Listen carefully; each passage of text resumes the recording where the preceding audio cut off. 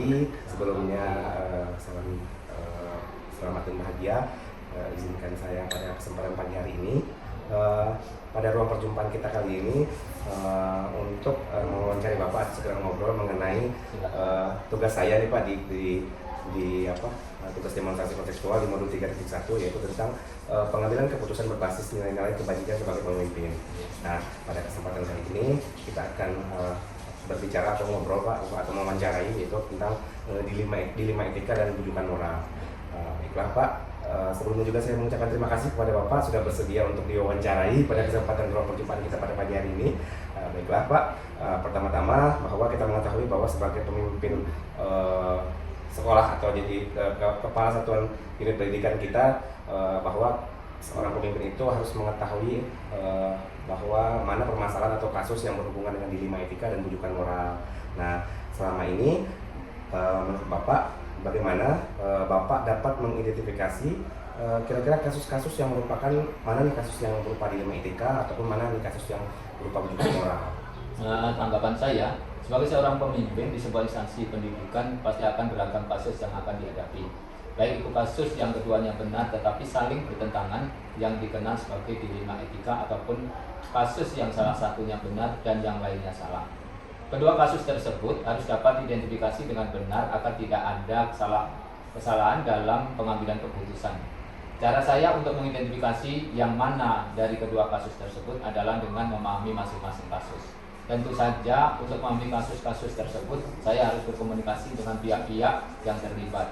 Setelah permasalahan sudah dipahami, maka saya perlu melakukan beberapa hal untuk bisa memetakan apakah kasus tersebut merupakan rujukan moral atau dilema etika. Untuk itu perlu dibuatkan daftar pertanyaan identifikasi kasus.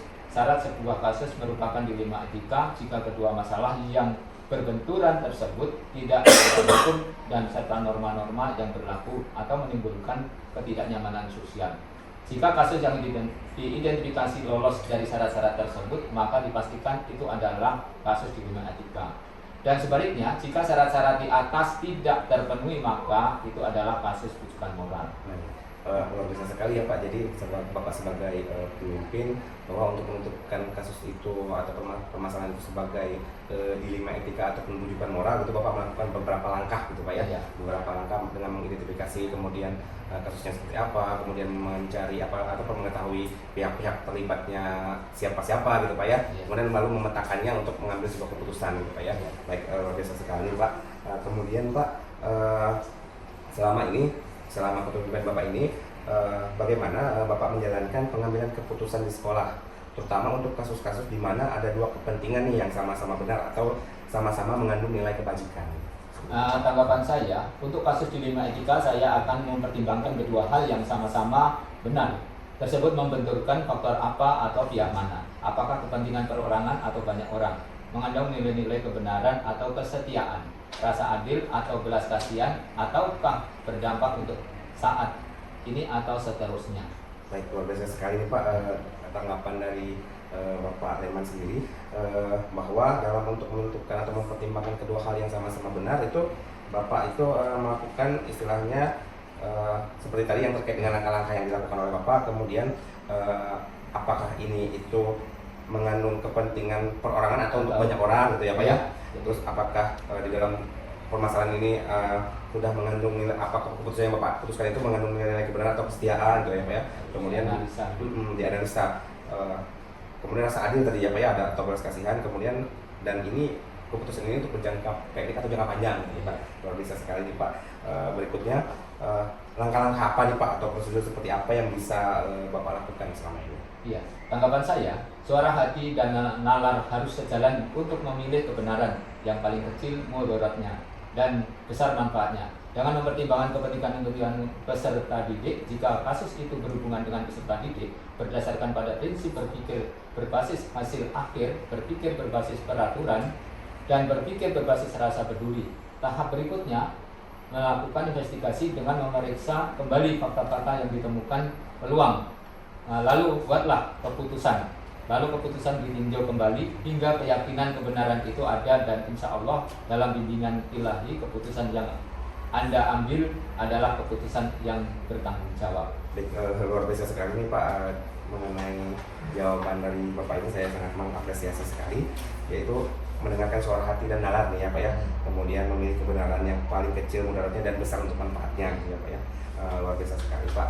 Berikutnya kira-kira nih Pak, hal apa saja nih yang selama ini Bapak anggap efektif dalam pengambilan keputusan pada kasus-kasus yang terkhususnya ini untuk dilema etika yang benar lawan benar ini? Ya, tanggapan saya dalam kasus pengambilan keputusan dengan dilema etika atau hal efektif yang perlu dilakukan adalah dengan menyederhanakan pokok permasalahan dan membangun kebijaksanaan. Baik, jadi dari kasus yang belibet nih Pak ya, istilahnya yang ribet disederhanakan gitu kan, jadi kita bisa berpikir diri untuk memilih solusi apa nih gitu, membuat kebijakan.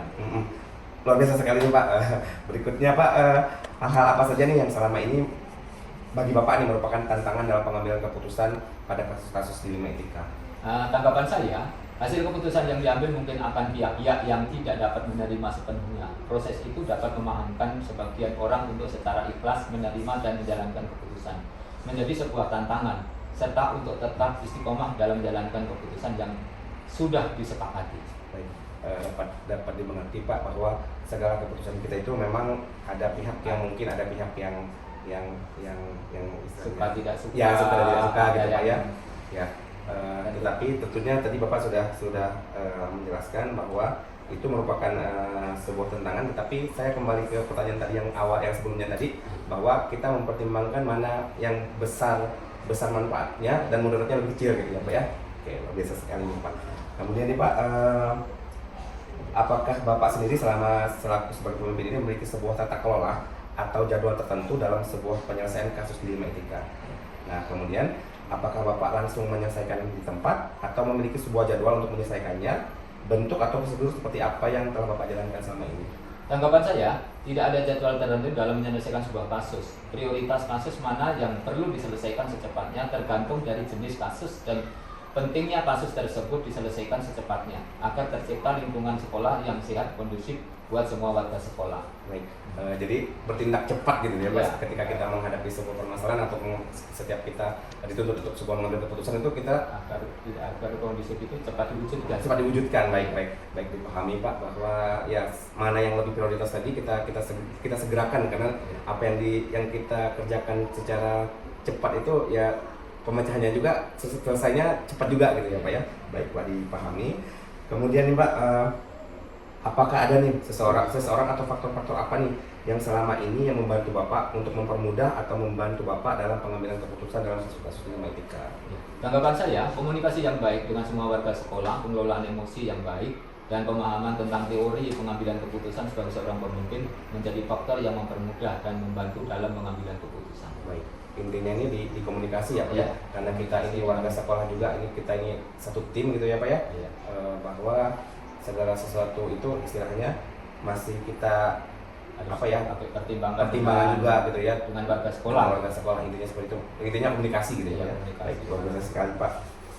Di pertanyaan terakhir nih Pak ya, dari semua hal yang telah Bapak sampaikan tadi, pembelajaran apa nih yang kira-kira dapat Bapak petik dari pengalaman Bapak sebagai pemimpin dalam hal ini, yaitu mengambil keputusan khususnya untuk dilema etika sebagai pemimpin?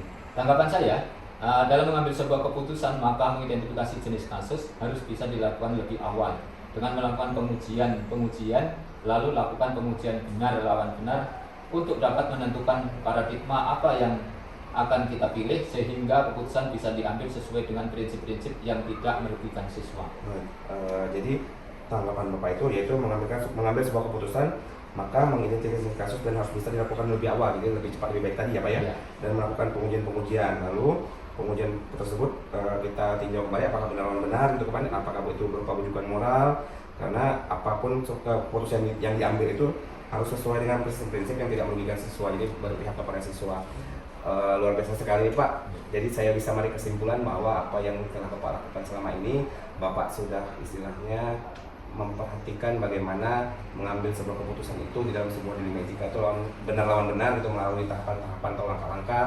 Kemudian juga Bapak memiliki prinsip bahwa segala sesuatu masalah itu harus dikerjakan secepat mungkin nih Pak gitu ya. Kemudian dengan mempertimbangkan banyak manfaatnya daripada mudaratnya gitu ya Pak ya, dan berkomunikasi dengan pihak sekolah. yang saya harapkan dari obrolan kita pada pagi hari ini Pak, semoga apa yang menjadi obrolan kita hari ini itu menjadi pembelajaran buat saya nanti ke depannya sebagai pemimpin pembelajaran, dan khususnya sekarang ya sekarang itu istilahnya kami sedang memperdalam ilmu bagaimana cara memimpin sebuah istilahnya organisasi gitu atau unit gitu kan di dalam, dan pastinya seorang pemimpin itu tidak lepas dari pengambilan keputusan kebijakan Pak ya, setiap hari gitu kan. Setiap aturan-aturan itu ada yang di luar harus menggunakan kebijakan, karena tidak semua aturan itu bisa diterapkan kegiatan untuk menjalankan kegiatan di sekolah. Itu dituntut seorang pemimpin mengambil kebijakan dalam rangka untuk mewujudkan kegiatan-kegiatan yang supaya berjalan secara baik, efektif. Dari semua warga sekolah bisa istilahnya bisa menerima. Baik. Luar biasa sekali Pak ilmu yang saya dapatkan pagi hari ini. Sudah di sesi akhir kita pada obrolan kita pada pagi hari ini Pak. Sekali lagi saya ucapkan terima kasih kepada Bapak Leman selaku kepala sekolah saya juga gitu kan, kepala sekolah di UPT Pendidikan SD Negeri 3 Badau. Saya ucapkan banyak terima kasih. Akhir kata wabillahi taufiq wal hidayah. Wassalamualaikum warahmatullahi wabarakatuh. Waalaikumsalam warahmatullahi wabarakatuh. Assalamualaikum warahmatullahi wabarakatuh. Bu Tisna, selamat siang. Bagaimana kabarnya Bu Tisna? Alhamdulillah Pak Eki baik hari ini. Terima kasih. Luar biasa sekali ya Bu ya pertemuan kita ini di depan Dinas Pendidikan. Betul. Agak nyantai gitu ya dengan sesuai dengan janji yang telah kita ini. Baik Bu Tisna, sesuai dengan apa yang ditugaskan di sesi ruang demonstrasi konseptual di program guru penggerak di modul 3.1 yaitu tentang pengambilan keputusan sebagai pemimpin. Nah, sebelumnya saya juga mengucapkan terima kasih kepada Ibu Tisna telah berkesempatan hadir gitu memenuhi diskusi kita untuk siang hari ini. Gitu. Nah, pada kesempatan kali ini Bu Tisna, saya di sini ingin ngobrol atau mewawancara Ibu mengenai dilema etika dan kehidupan moral yang diambil sebagai pemimpin. Nah, kebetulan Ibu Tisna ini adalah seorang kepala sekolah di SD Negeri 2 Sijuk Bu ya. Betul. Baik. Pada kesempatan kali ini juga saya ingin mengetahui lebih jauh nih bagaimana kepemimpinan Ibu gitu dalam mengambil sebuah keputusan gitu kan. Nah, adapun pertanyaan pada siang hari ini Bu untuk Ibu gitu, untuk saya pelajari lebih mendalam gitu ya. Selama ini bagaimana Ibu dapat mengidentifikasi kasus-kasus yang merupakan dilema etika atau kehidupan moral? Iya, terima kasih Pak Eki. Jadi pengalaman saya nih ya sebagai kepala sekolah ketika ingin mengidentifikasi suatu permasalahan. Kalau saya menyatakannya bukan kasus ya Pak Eki, tapi permasalahan. Apakah ini termasuk dilema etika atau kehidupan moral ini? Memang kadang-kadang agak sulit Pak Eki ya. Karena kalau permasalahan dilema etika ini memang muncul ini cenderung karena adanya kepentingan yang tidak sama ya di antara unsur-unsur yang ada di sekolah. Kemudian nanti itu akan menjadi bahan atau isu diskusi pembicaraan di sekolah. Kemudian nanti itu perlu juga referensi ya dari itu untuk diklarifikasi dan dikonfirmasi terhadap pihak-pihak yang terlibat dalam permasalahan untuk kita identifikasi masalahnya. Dengan asumsi bahwa permasalahan itu pasti akan bisa diselesaikan dengan komunikasi dan koordinasi. Baik. Jadi intinya lebih ke komunikasi dan koordinasi Bu ya. Iya, betul. Tentunya Ibu juga di dalam memimpin sebuah satuan pendidikan ya Bu ya. Kita bekerja sebagai tim nih kan. Betul. Otomatis ya koordinasi itu dibutuhkan gitu. Betul. Tentunya juga sesama rekan kerja seperti guru gitu ya. Oke, dipahami Bu.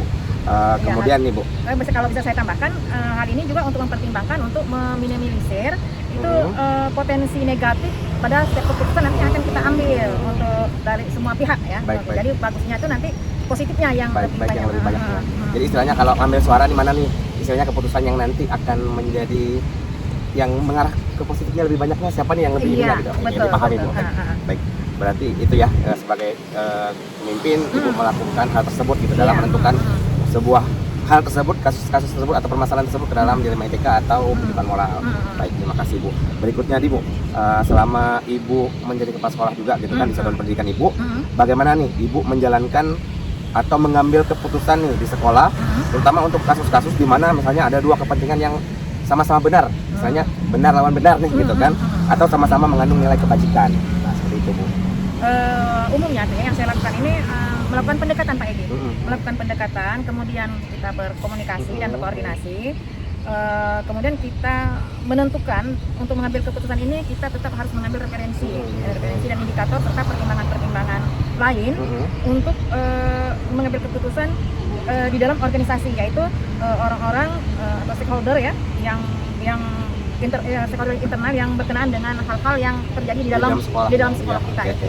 Berarti untuk pengambilan keputusannya itu yang berhubungan dengan benar lawan benar nih gitu ya. Memang Ibu membutuhkan misalnya komunikasi dan koordinasi ya. Berarti match nih sama pertanyaan pertama tadi Bu ya. Baik, luar biasa sekali nih Bu. Kemudian nih Bu, langkah-langkah atau prosedur seperti apa ini yang bisa Ibu lakukan selama ini? Yang saya lakukan, Yang biasa Ibu lakukan? Ya, yang saya lakukan untuk menentukan kasus yang sesuai dengan job kita ya, dengan yang pertama tadi kembali yang ke atas tadi, kita melakukan koordinasi. Baik, koordinasi Bu, Kemudian ya. menjalin komunikasi dengan unsur-unsur terkait dalam permasalahan yang terjadi di tempat kita tadi, permasalahan apa misalnya ya, kasus apa. Kemudian meminta pertimbangan-pertimbangan dari unsur-unsur yang terlibat di dalam satuan kita. Baik. Nah, jadi nanti itulah yang akan menjadi dasar dan pertimbangan untuk pengambilan keputusan. Berarti Ibu sebagai pemimpin juga gitu membutuhkan masukan-masukan atau tanggapan-tanggapan, jadi tidak hanya sepihak oleh Ibu gitu ya, tetapi membutuhkan tanggapan si A, si B, si C gitu. Iya, pasti. Ibu tampung gitu dan Betul. tapi tetap kebijakan pengambilan keputusannya ada di Ibu gitu kan, Iya. tetapi dengan memperhatikan tanggapan-tanggapan atau pandangan-pandangan orang lain gitu ya. Iya, betul. Luar biasa sekali Bu, menarik. Berikutnya nih Bu, hal apa saja nih yang selama ini Ibu anggap efektif dalam pengambilan keputusan pada kasus-kasus khususnya untuk yang di 5 ITK nih, yang benar lawan benar nih. Ini yang halnya efektif ya. Ini yang selama ini kami lakukan dalam pengambil keputusan itu adalah menjalin dan menjaga keberpihakan melalui kebersamaan dan komunikasi dengan unsur pimpinan. Yang pertama itu memperkaya referensi kita dalam memutuskan kasus atau permasalahan ya dilema kita. Oke, berarti menjalin kebersamaan untuk keberpihakan ya, memang kembali lagi ke komunikasi tadi Bu ya. Kembali ke komunikasi. Baik. Intinya di komunikasi, koordinasi gitu ya Bu ya. Berikutnya di Ibu,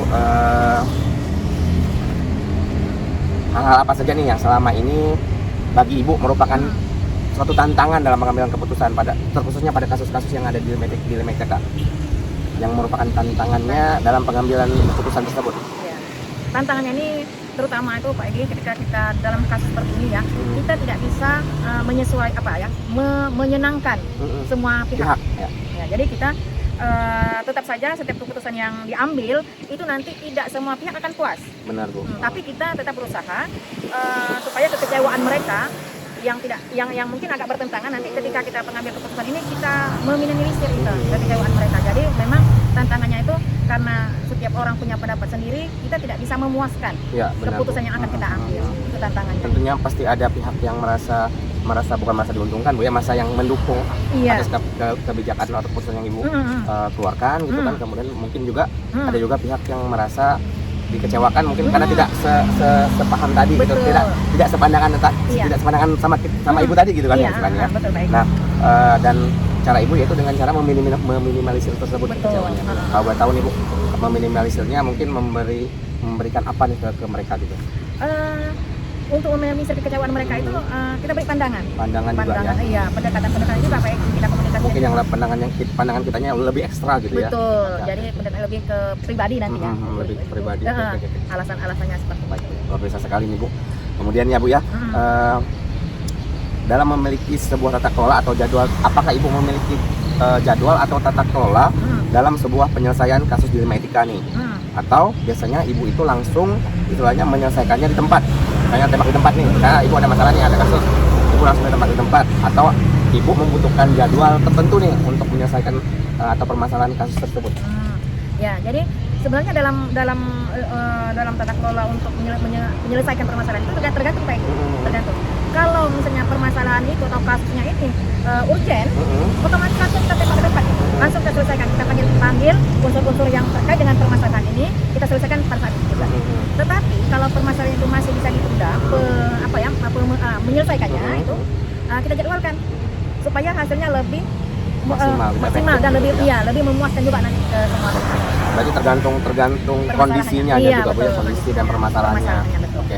Jadi ada yang sifatnya memang membutuhkan waktu yang lama, pemikiran yang matang mungkin biar apa keputusan yang kita buat itu lebih maksimal gitu kan. Dan ada yang memang keputusan yang bisa kita Berarti kalau intensnya itu skalanya, kalau yang bisa kita ambil keputusan secara cepat itu mungkin intensitasnya itu permasalahannya lebih agak tidak terlalu berat gitu mungkin ya. Benar. Tetapi tidak terlepas dari urgensinya bahwa seorang pemimpin itu harus menyelesaikan, baik itu mau istilahnya permasalahannya sulit ataupun istilahnya permasalahannya ringan itu tetap harus diselesaikan dengan cepat gitu. Intinya seperti itu Bu ya.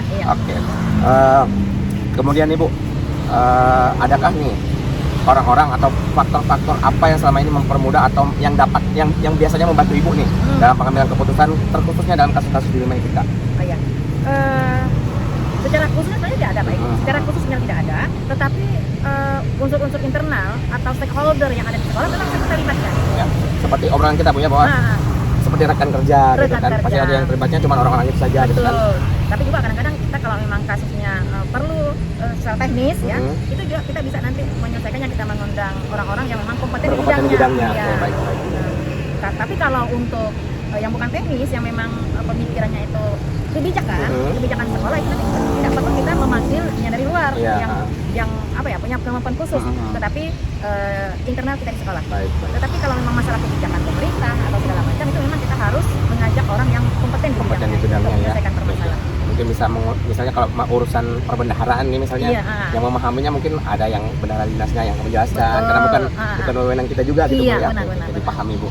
Jadi yang tidak ada secara khusus nih Bu ya, orang yang membantu dalam mengambil sebuah keputusan, tetapi disesuaikan dengan permasalahannya atau dengan kasus yang kita hadapi berarti ya Bu. Luar biasa sekali Bu. Terakhir nih Bu, dari semua yang telah kita obrolkan, yang telah Ibu sampaikan juga gitu dari awal tadi, pembelajaran apa nih yang dapat Ibu petik istilahnya dari pengalaman Ibu sebagai pemimpin mengambil keputusan dengan terkhususnya kasus-kasus dilema etika, istilahnya apa nih yang bisa, atau pengalaman yang dapat Ibu ceritakan ke saya? Yang pertama itu memahami permasalahannya. Jadi memandang satu permasalahannya itu dari berbagai sisi. Jadi bukan melihat dari satu sudut pandang. Sudut pandang biasanya lebih ke kita gitu ya kalau sudut pandang. Tetapi kita harus melihat permasalahan secara kompleks. Itu yang pertama. Pembelajaran untuk kita, bahwa jangan memandang segala sesuatu dari satu sudut pandang, tapi kita lihatlah secara kompleksnya ya. Kemudian dan memahami permasalahan tersebut. Ya, pasti ya. Yang kedua itu kembali ke atas tadi, koordinasi dan komunikasi itu sangat penting. Selain untuk menjaga keharmonisan dalam lingkungan kerja, itu juga untuk menjadi referensi kita dalam pengambilan suatu keputusan. Baik, luar biasa sekali nih Bu. Jadi pertama yang bisa saya petik di sini yaitu pengalaman yang bisa saya pelajari dari Ibu nih gitu ya. Pertama itu harus memahami konteks permasalahannya dulu. Jangan memandang hanya melalui satu pandangan kita objektif. Karena kalau satu pandangan ya pasti kita gitu kan. Tapi kalau banyak pandangan gitu kan, secara menyeluruh pandangan orang itu kita rangkum misalnya, kita pertimbangkan dulu, lalu keputusan tersebut baru kita putuskan karena sesuai dengan pandangan-pandangan mereka gitu ya. Dan yang kedua tadi kembali lagi bahwa Ibu sangat menjunjung koordinasi dan komunikasi yang baik ya, di antara mungkin dari rekan kerja, khususnya warga sekolah lah intinya ya, istilahnya untuk menjaga harmonisasi lingkungan kerja juga dengan memperbanyak referensi gitu ya. Luar biasa sekali Ibu, jawaban istilahnya pertanyaan yang saya berikan ke Ibu gitu kan, sudah Ibu jelaskan secara runtut gitu kan, karena mengapa Bu khususnya di program Guru Penggerak ini di modul 3.1 ini tentang pengambilan keputusan, bahwa di sini istilahnya nanti apa yang kami tanyakan ini istilahnya akan membuat menjadi pengalaman bagi kami nih. Jadi meniru istilahnya siapa yang pengalamannya lebih lama nih. Kami kan insya Allah nih kedepannya kalau diberi istilahnya kemampuan untuk mengemban tugas seperti Ibu sekarang gitu kan, semoga istilahnya berdasarkan pengalaman Ibu itu bisa menjadi pertimbangan kami nanti dalam istilahnya mengambil keputusan gitu. Jadi tidak hanya secara objektif tadi secara pandangan saja, tetapi harus tetap memperhatikan pandangan orang lain juga. Kita melihat konteks masalah itu secara menyeluruh gitu kan. Koordinasi, komunikasi itu yang mungkin yang bisa saya pelajari juga gitu dari Ibu dan harus saya pegang gitu.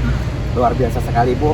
Doakan kami gitu, semoga di suatu saat nanti apabila kami diberi mandat seperti yang Ibu rasakan sekarang, bisa menjalankan istilahnya apa yang bisa Ibu jalankan seperti sekarang itu. Karena menurut saya Ibu luar biasa sekali, walaupun umur tidak membatasi gerakan Bu ya. Luar biasa sekali, saya salut sekali dengan Bu Trisna ini. Tidak ada lagi Bu yang bisa saya tanyakan. Saya pengalaman Ibu sudah disampaikan dengan saya itu begitu sangat luar biasa sekali. Akhir kata saya ucapkan terima kasih sekali lagi kepada Ibu. Wabillahi taufiq wal hidayah. Wassalamualaikum warahmatullahi wabarakatuh. Waalaikumsalam warahmatullahi wabarakatuh.